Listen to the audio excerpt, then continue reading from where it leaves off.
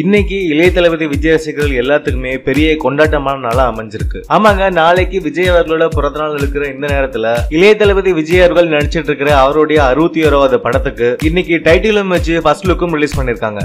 இப்ப இன்டர்நெட்ல ரொம்பவே ட்ரெண்டிங்கா போயிட்டு இருக்கிறது இளைய தளபதி அவர்களோட படத்துக்கு வச்சிருக்கிற மெர்சல் அப்படிங்கிற டைட்டில் தான். டைட்டிலுக்கு ஏற்ற மாதிரியே ஃபர்ஸ்ட் லுக் போஸ்டர்லயும் விஜய் அவர்கள் மெர்சலாவே இருக்காரு. இதனால இளைய தளபதி விஜய் ரசிகர்கள் எல்லாருமே ரொம்பவே கொண்டாட்டத்துல இருக்காங்க. பின்னாடி காலமாடுகள் ஓடி வர கழுத்துல ருத்ராட்ச கோட்டையோட புழுதி பறக்க விஜய் அவர்கள் தெரிவிக்க விட்டிருக்காரு. அவருடைய இந்த ஃபர்ஸ்ட் லுக் பல பேருக்கு புல்லரிக்க வச்சிருக்குன்றதுல எந்த ஒரு சந்தேகமும் இல்ல.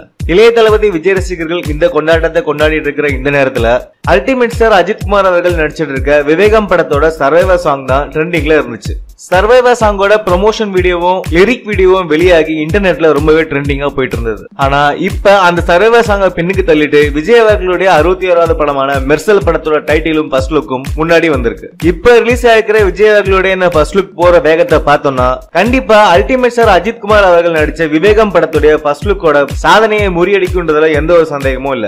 அது மட்டும் இல்லாம இளைய தளபதி விஜய் அவர்களுடைய இந்த ஃபர்ஸ்ட் லுக் போஸ்டர்ல நமக்கு இன்னொரு பெரிய தகவலும் கிடைச்சிருக்கு. அது என்னன்னா இந்த மெர்சல் ஒரு ஜல்லிக்கட்டு சம்பந்தப்பட்ட படமா இருக்குமா அப்படிங்கிறது தான் அந்த சந்தேகம். ஏன்னா ஃபர்ஸ்ட் லுக் போஸ்டரோட பேக்ரவுண்ட்ல மட்டும் காளை மாடுகள் இல்லாம மெர்சல் அப்படிங்கிற டைட்டிலேயே ஒரு காளை மாடு மாதிரி தான் அவங்க உருவாக்கி இருக்காங்க. அந்த டைட்டில வடிவமைச்ச விதமும் ஒரு காளை மாடு சீறி பாயிற மாதிரி தான் இருக்கு.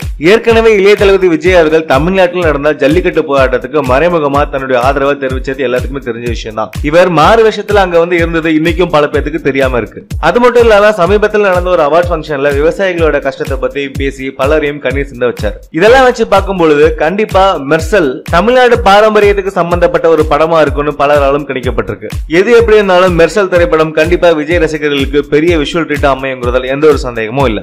மேலும் இந்த மெர்சல் படத்தோட லேட்டஸ்ட் அப்டேட்டை நீங்க உடனே தெரிஞ்சுக்கணும்னா மித்ரா கிரியேஷன் சேனலை சப்ஸ்கிரைப் பண்ணுங்க. இந்த வீடியோ பிடிச்சிருந்தா லைக் பண்ணுங்க, ஷேர் பண்ணுங்க. இந்த வீடியோ பற்றின கருத்துக்களை கீழே கமெண்ட்ஸ்ல பதிவிடுங்க. நன்றி.